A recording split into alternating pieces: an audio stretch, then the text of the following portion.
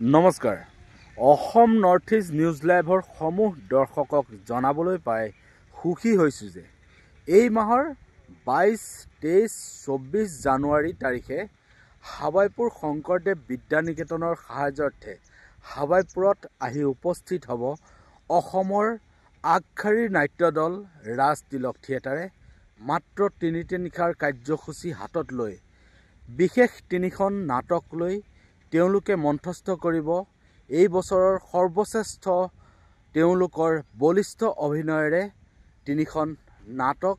গতিকে Assam north east news লাইভৰ সকলো দৰ্শকে যাতে সেই 3 দিন গৈ তেওঁলোকৰ নাটসমূহ উপভোগ কৰিব বুলি আশা ৰাখিলোঁ।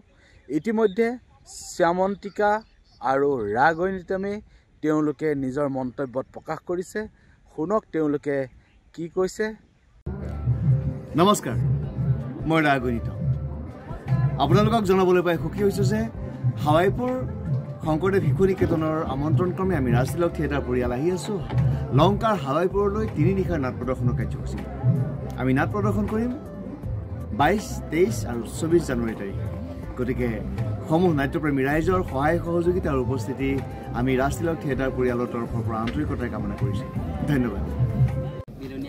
নমস্কাৰ, মই শ্যামন্তিকা শৰ্মা আৰু আপোনালোকক জনাবলৈ পাই মই অতি সুখী যে হাৱাইপুৰ শংকৰদেৱ শিশু নিকেতনৰ সাহায্যাৰ্থে আমি ৰাজ তিলক থিয়েটাৰ আহি আছোঁ অহা 22, 23 আৰু 24 জানুৱাৰীত আপোনালোকৰ মাজলৈ। গতিকে সমূহ ৰাইজৰ উপস্থিতি আমি কামনা কৰিছোঁ। ধন্যবাদ।